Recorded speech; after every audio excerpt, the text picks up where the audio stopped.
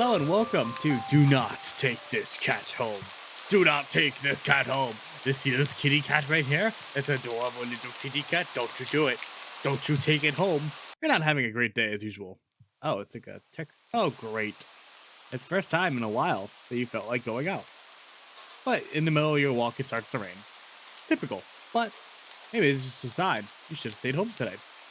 Yeah, you can always try again tomorrow, right? Your turn to head home when. Meow. Huh? What was that? There's only a few people around on the street. Makes sense due to the increase in missing persons around the area recently. Well, that and the weather. But none of them seem to react to the sound at all. Curiosity guiding your steps, you follow the sound to the entrance of a dark, dingy alleyway. You timely enter the alleyway and walk forward. The ground dampened by the rain makes your steps sound louder and more calm you actually feel. Finally, the sound source comes into view in the cold, dim light of the alley. At the end of the alley is a big, hard box. Is a cat. Huh, guess that should have been obvious. It's an interesting looking cat. Its pretty yellow eyes shine like gold among the dark sea of black fur. It puts its front paws on the edge of the box and looks up at you. Meow.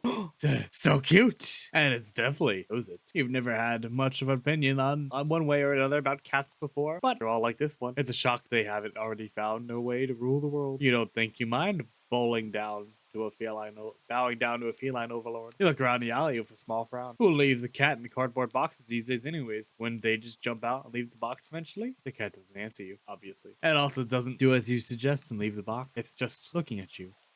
Staring into your soul. Staring into the black void beyond. Staring into the abyss where the dark creatures lie. As if waiting for you to make the next move. Don't take the cat home. With a sigh, you take a decisive step back. As cute as the cat is, you really can't afford to be taking in a pet on a whim. Rent's coming up soon, and your job doesn't exactly leave you rolling in dough. You give the cat a sad nod. Sorry, you'll look out here, okay? You turn around and leave the cat in the alley behind. Rain's picking up. Time to head home. Ending? Niet the fool. Well, we didn't take the cat home. We won. I guess. Take the cat home. You'll reach into the box and pick up the cat, holding it out in front of you. Why not? You're all alone, and well, I'm kind of in the same boat myself. So you bring the cat close. You didn't realize it was shivering until then, but it slowly breathes easier as it presses into your chest. Why not stick together, right? At least for a little while. You think a little while would probably be more like a day. You'll be responsible and take it to the shelter tomorrow. But for now, let's get you out of the way. Okay. You stop by a small local pet store for some cat food and then head back home. You live in a modest apartment, so it feels weird having another living being inside after so long. Even if it is just a cat. My eyes! After locking the front door and placing the cat on the floor, you watch for a moment as it curiously explores the new environment. Leaving the feline to its own devices, you set about making both of you some dinner. You take out the can of cat food, open it with the tab on top. You put some cat food on a saucer and click your tongue to call the cat over to you. It perks up at your beckoning and rushes over. It looks at the plate of food, and it completely ignores it. Not hungry, I guess. You try not to let it annoy you. The cat doesn't understand the concept of money and to appreciate that you spent your hard-earned cash on it. It's just a cat after all. I'll just leave it here if you get hungry later, okay? Cat rubs his body against your leg with purr. You smile. That's enough of thanks for you. Follows into the kitchen as you start your own dinner. You decide that you have enough ingredients for a sandwich. Bread, toasted, mayo, mustard, spread, turkey, cheese, lettuce, perfectly placed, tomato sliced. Ow! You wince as you cut your finger on the knife while slicing a tomato. Stupid. You feel a little embarrassed for such a blunder and sigh, tossing the knife onto the cutting board. You're about to head to the bathroom for a bandage when the cat hops upon the counter. It sniffs at the knife and meows almost pointedly at you. Hee, don't worry, I'm alright. It was just an. You watch as the cat starts to lick lightly but enthusiastically at the blood on the knife. You know? At your blood. You're so shocked by that the time you come to your senses, the knife has been completely licked clean. The cat sits back staring at you. You feel a little uneasy. Sure, cats are meat-eating predators, but that's a little weird, right? Sure, you're no cat expert, but that was definitely not something an ordinary cat would do. Right? Well, regardless, you're not about to abandon a cat in need while it's still raining outside. Not after all your efforts, of course. You're going to take it to the shelter tomorrow anyways. What's one night of awkwardness? Weird or not, it's just a cat. The rest of the evening, unfortunately, goes downhill from there. Even after covering up your fingers cut with a bandage, the cat keeps trying to lick at the wound. While you're eating your sandwich, while you're cleaning up the kitchen, while you're trying to watch TV, you gently push it away every time. But you're starting to get worried at the strange behavior. What if it's got a taste for blood and it thinks you're food now? You're not sure what you'll do if it starts to get more aggressive. You keep thinking about the cat food sitting in the corner, untouched. Meow, meow. Oh, come on, enough already. You shove it away a little more forcefully this time, out of annoyance. Feel bad immediately. But before you can do anything, the cat meows sharply at you, dashes off around a corner and into the hall. You sigh deeply. At this point, you're just worried that it's going to take a bite out of you in your sleep. Maybe I bet we'll have an idea how to calm it down. You can only hope. You don't have many other options left other than tossing the cat out in the rain. After finding the number of a local vet, you pick up the landline and the lights just went out. Great. Just great. Rain must have knocked out the power. You check your cell phone, only find it's out of batteries. You must have forgotten to charge it before leaving out earlier. Outing had been so spur of the moment, it had no doubts messed with your usual routine. You grab a flashlight and turn it on. Quiet. It's too quiet. Did the rain stop? But then, why did the power go out? You look outside. Sky is pitch black. What time is it? You turn to check the clock. The cat sits on top of your digital clock, staring at you. Kill, kill, kill. Thinking now, you realize the clock shouldn't be working at all with the power outage, but the numbers were lit up and going completely haywire. The cat stares at you. It's completely still. You'd think it was a statue if you didn't know any better. It's not giving off any indication that it's alive. It's not blinking. It's not even breathing, but its eyes. This isn't normal. You are afraid. You want to run, but you're afraid of letting the cat out of your sight. You consider tossing the cat out after all. But as soon as the thought enters your head, you feel a sharp urge to vomit. Those eyes, the eyes hold you still.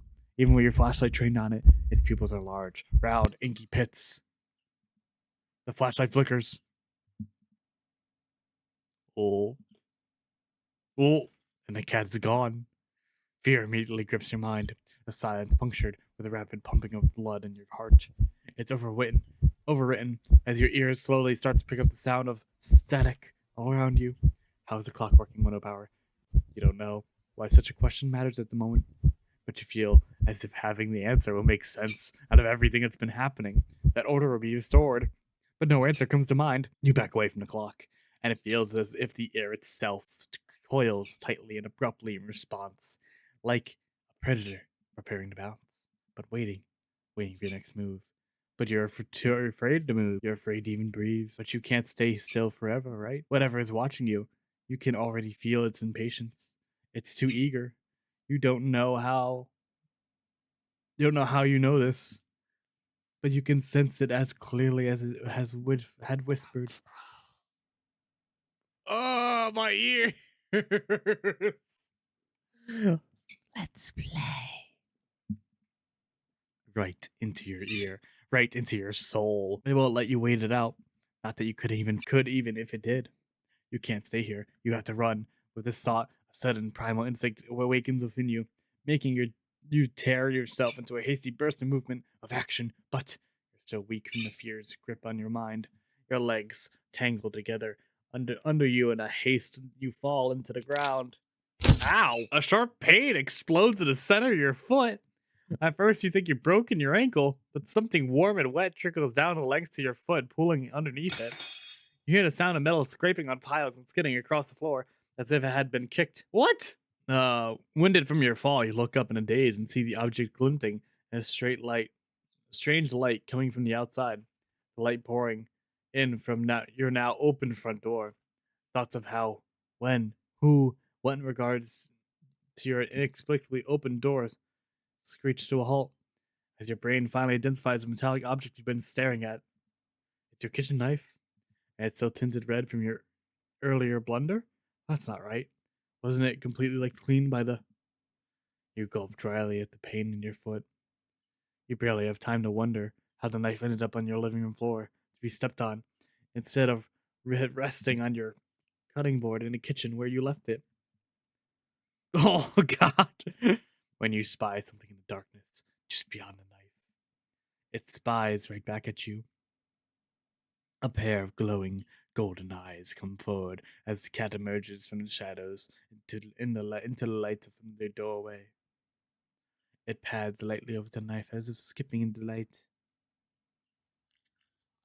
and it bends down to lap up the blood dripping from the blade.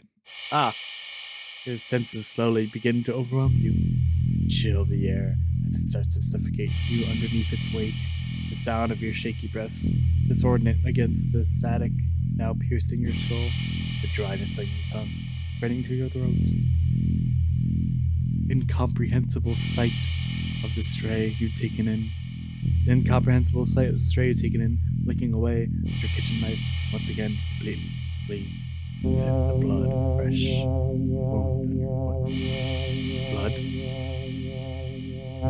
Golden eyes slide up as if in response to your sudden realization. Blood. You're hurt. Your foot's bleeding. You're bleeding.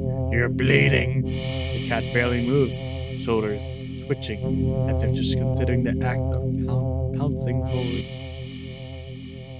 But you're already on your feet, and you're out the door.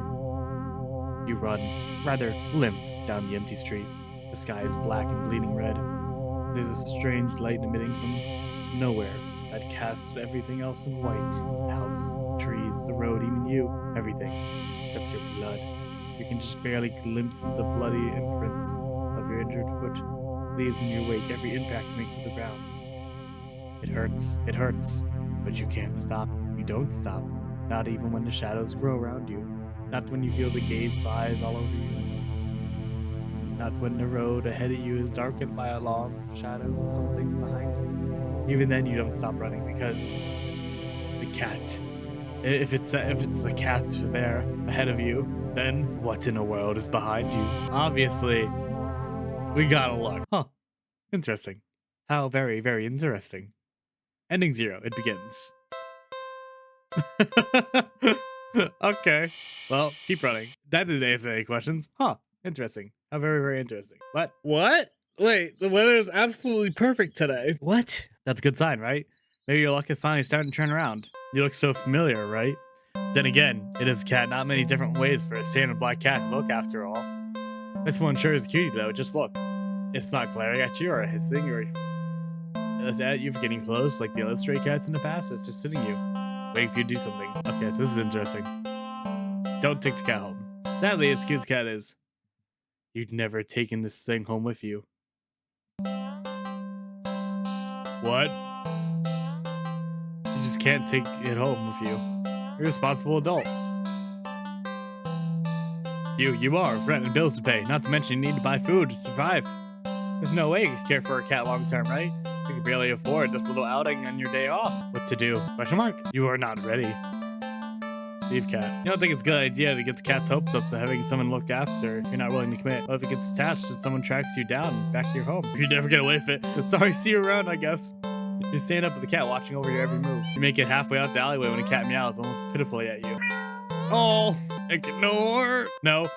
You need to nip this in the bud and get on with your day. It's what's best for both of you. You leave the alleyway and continue on your way. Wait, what was I doing? Well, excitement of dealing with the furry dilemma. Forgotten. You still hadn't decided on what you were going to do on your day off. I think I'll go to the dog park. I thought it was going to end. You decided to take a stroll in the park or something. The only one within walking distance nearby dog park. I think it'll make you feel better. First, you get to see a cute cat today. Now you get to see a cute dog. Several of them, in fact. Park is bustling with owners and their canine companions. Playing frisbee, fetch, running, jumping, even napping. Such cuties.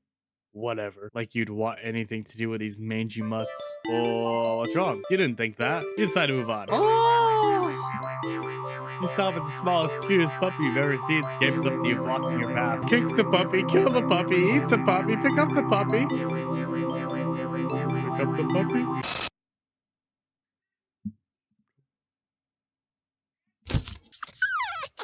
You immediately feel horrible for throwing the puppy. Wincing and guilt, a tiny yelp where it releases upon hitting the ground. The owner shoves you aside with a cutting glare and storms away with their puppy. I'm sorry, you call out, but they don't turn back or respond. Not that you expected them to. They deserved it. Maybe you're not feeling so great. I'm being at the park. Maybe you should leave. Let's leave the park. Oh, good. Well, then, I think I'll go watch a movie. It's been a while since a film came out that looked interesting enough for you to drag yourself to a movie theater. But there's a showing of one such film in the old theater. The movie is a little too niche to be picked up by the new cinema that opened right across the street. That's okay though. You're not exactly a fan of the crowds. And nothing ruins the experience of watching a new movie for you more than a noisy audience. You can buy your ticket from the kind old man in the booth and head inside. It's buried at any choice of other people, and the decor looks like it hasn't changed since the 80s, maybe even the 70s. But it's what we're counting on. You consider buying some popcorn. Can't help but be concerned that everything at the concession stand might be expired. You move on and walk through the halls, finally locating the theater designated on your ticket stub. As expected, the theater your movie will be playing is completely empty. Perfect. Pick a spot right in the middle, even counting the seats and taking into consideration the gap of the staircase. As you settle in, the dim lights fade away, leaving your room pitch black for a few seconds. Oh no, is a cat eyes gonna pop up? Before the screen flickers on, no commercials or trailers pop up. The movie just begins. Please, you shrug and let yourself get immersed in the opening scene. But just as you're getting into the premise, the door is open behind you, momentarily casting light into the room and ruining the atmosphere. You hold a frustrated sigh. It's a public establishment after all. Place can't exactly afford to stay open if you're the only customer. You try to refocus on the movie, but you sense the new presence slowly shifting around the theater before heading in your general direction. Oh no.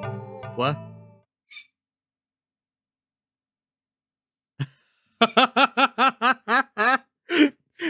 You gape in utter disbelief as the stranger shuffles down the aisle, only to sit right in front of you. There's no one else in here.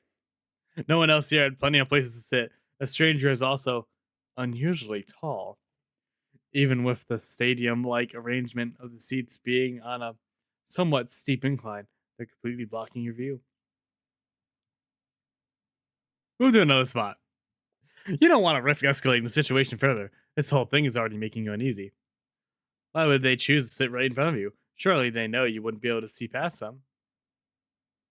Shaking your head with a passive-aggressive scoff in the stranger's direction, you reluctantly pick another, less perfect seat in the theater.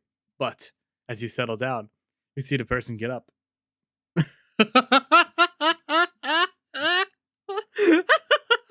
Only to once again sit in the seat directly in front of you. You look around somewhat helplessly, as if waiting for someone to silently agree with you about how odd all this is, or at least to inform you that it's all a elaborate prank. But there's no one else here with you. That's how you've always liked it, but you can't help but think that maybe it'd be nice to have someone else here, if it meant not being alone with this weird jerk. Let's just leave. Let's leave. This is all too weird. Feeling uncomfortable, you decide to leave the theater. There's still enough time left in the day to do something else. Go to the new cinema? You don't know why, but you don't really feel great about the idea of being alone right now. Deciding to wait for the movie. You've been anticipating to be available on DVD or streaming. You'll join along the long line of outside the new cinema. By the time you reach the ticket booth, you just want to get inside. So you pick a movie at random, take your ticket from the tired-looking teenager manning the booth. The score is quiche? I don't know, something in slick. Inside bustling with people. It's not what you're usually into, but it's kind of nice not being alone. Even if you feel a little lonely, watching the families and groups of friends laughing among themselves. You get some popcorn, but the lines of concession stands are long, and the prices are criminal anyways. Go through the halls and follow the signs of theater designated on your ticket before heading inside. A bird is about to attack my foot. Tied. Besides the sight of the absolutely crowded theater, you head towards the seat, only to be told by the person next to you that it's being saved for someone. This happens a few more times before you finally manage to get yourself settled in your seat. annoyingly off-center to the screen. But the screen's at least visible, if not a little too close, so you grit your teeth and bear it. The lights fade out, but the chatter doesn't. The rest of the audience seems content to talk through the commercials, and even through the trailers. You figure the chatter will stop once the movie eventually begins, but it doesn't. It gets slightly quieter as the opening scene starts to play out. You sigh out loud, not thinking anyone would hear you anyways. This is why you avoid the movie theaters like the plague. What did I say? Suddenly the screen changes, showing the face of a black cat. A familiar black cat. Confused murmurs fill the room, but then the cat on the screen meows. Ooh. Ooh. Ooh. The sound is strange, and not at all like any cat should sound. Haunting, almost melodic, and layered, as if made of multiple voices of different creatures. Creatures that would probably never say. You sit in confusion, wondering why you haven't already gotten up and left to complain to the cinema staff. But then you hear it. It's scattered and dissonant at first, but among the crowd, people start to chant along with the cat on the screen. Oh! Oh no! Soon the entire room is chanting in perfect unison. Everyone's staring intently at the cat on the screen. You're feeling strangely drawn to the screen yourself. But the compulsion to stare blankly like the others isn't that strong for now. Also, you start to notice at the corner of your eye that some of the people in your immediate vicinity are looking at you. No. Oh god, no. They're outright staring holes into you, as they continue chanting. They don't miss a beat. They slowly begin to frown at you in blatant disapproval. Their scowls deepen as time goes on, as if they're getting impatient. Try to leave the theater. It's too weird. I need to get out of here. Gathering your courage, or perhaps putting your fear to use, you stand up, fully intending to leave the theater. We are not trying to blend in. That's a terrible idea. Mob mentality aside, we're getting the hell out of here. When everything comes to an abrupt stop, all the chanting stops. Even the cat's chanting on the screen. You tense and risk a glance around the theater. They're all staring at you. Every single one of them. They're not moving. They're not even blinking. You swallow. Throat suddenly dry, even though a nervous sweat completely soaks through your clothes. You highly doubt that sitting back down will fix the situation. Your legs are shaking under the audience's unnatural intense scrutiny, but you force yourself to step forward and forward and forward until you finally reach the end of the aisle. You feel their collective gaze, even worse on the staircase. All the heads have turned uncomfortably to the left to look directly at you. The screen illuminates their faces, making clear their blank scowls. They seem even more upset than they had been minutes ago. Identically frown lines digging between their brows. You keep going, the heavy atmosphere becoming more and more oppressive with every step. You're so tense with anticipation that you fully expect someone to grab you from behind. But no one does. You don't hear any of them even get up. You exit the theater, holding your breath as the doors close behind you. You briskly walk through the halls, putting as much distance as possible between you and a theater full of people. Finally reaching the lobby, you just barely manage to catch yourself from falling to the floor as you gulp in a huge gasps of air. You expect to feel relief as your breathing calms, but then you feel a lingering sense of dread that only spikes once you finally notice it, as well as its source. You look up, and your stomach sinks. Oh no.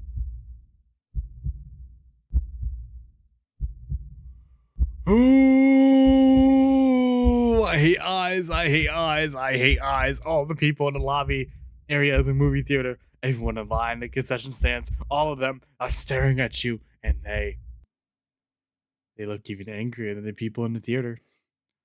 You don't hesitate this time. You duck your head, avoiding eye contact to leave the cinema. I hate eyes! You ignore the glares of everyone in the ticket booths and the lines leading to them. Oh god. You make your way home. Whenever you dare look up at someone on the way, you flinch at the blank anger, fury, disgust on their faces. Oh no. You think you start to hear a faint sound of cats meowing behind you, or maybe a kitten's. Doesn't matter. You just want to get home. You reach the front door and fumble with the keys, cowering from the looks of pure hatred on your neighbor's faces as he stares at you from his front to his door. Finally, you get inside your apartment, lock all the doors, and slide down with your back against it till you're sitting on the floor, panting, gulping, panting. You allow yourself a moment to breathe. Now, home, your heartbeat calms, and your fear slowly bleeds from you, leaving you feeling strangely empty. You pass the kitchen and head to your room and slip under the covers of your bed, trying to fall asleep. Maybe it's all just a bad dream. As you fall into a fitful sleep, sure to be full of nightmares with glaring eyes. You try to ignore the ever-increasing sounds of cats meowing and yowling in the distance outside your apartment. Ending 17. Black Sheep.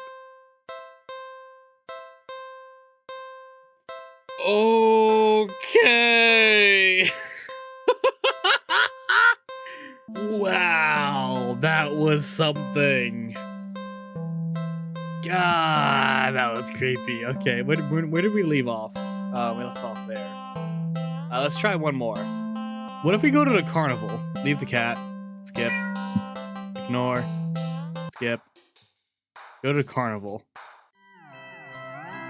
You spend the day at the carnival. Ferris wheel, roller coaster, something boat. Rides you've never been on before. Oh, Pharaoh boat. Hoops, coin tosses, balloon darts, games you've played before. Funnel cake, popcorn, cotton candy, food you've eaten before. All the things you've enjoyed before. You're surrounded by groups of people all having fun together. Laughing, playing, eating, taking pictures, making memories. And then there's you. The sun hasn't started to set yet. It's still high in the sky, but it will soon. You start to wonder if maybe you should just go home for the day. When you stop in your tracks, you see something new, an attraction you've never seen before. A maze of funhouse mirrors? It sounds kind of lame, honestly. There isn't even a line to get in. But then, what else is there to do? Sure, enter the maze. Enter the maze. A few rooms in, and you notice the mirrors aren't all weird. Some just show you looking back at yourself. A little bored, a lot tired, and also very, very. Maybe this was a mistake. Why did you think going into a maze of mirrors was a good idea? Even if it was something new to experience. I can't do this today. You turn around to head back the way you came. Well, only to bump into a mirror. Ow, what the? Where's the exit? You try again, only to find another mirror blocking your way. Oh no, I'm lost. By the time you're all turned around, you realize that the way you came is completely gone. Oh, just gotta keep going forward, I guess. Okay, don't panic. I just have to keep going forward, right?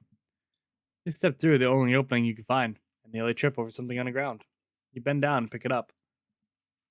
What's this doing here? In your hand rests a worn-looking flashlight. Curious, you flick it on. Huh. Light just doesn't work very. Oh no! Crap, the lights. Did the power go out? Or did the extraction operator forget you were in there? How long have you been in here, actually? You pull out your phone and check the time. Or maybe call the police. Your phone battery's dead. Your phone is dead. You grip the flashlight in your hand. The light you emitted earlier was dim enough for you to know there's probably not much juice left. Best to reserve in a worst case scenario, and you feel your way around. Yeah, you could do this. You take calming breaths. Well, forward we go. Hello, daring adventurer! Who said that? Welcome to the Mirror Maze! Would you like to know how to navigate this maze? We're gonna save. Yes, I need help. No, I don't even know you. Yes, I need help. Once again, welcome to the Mirror Maze. You're in a bit of a jam, but don't worry. You're in good hands, or rather, good Pause. Oh no.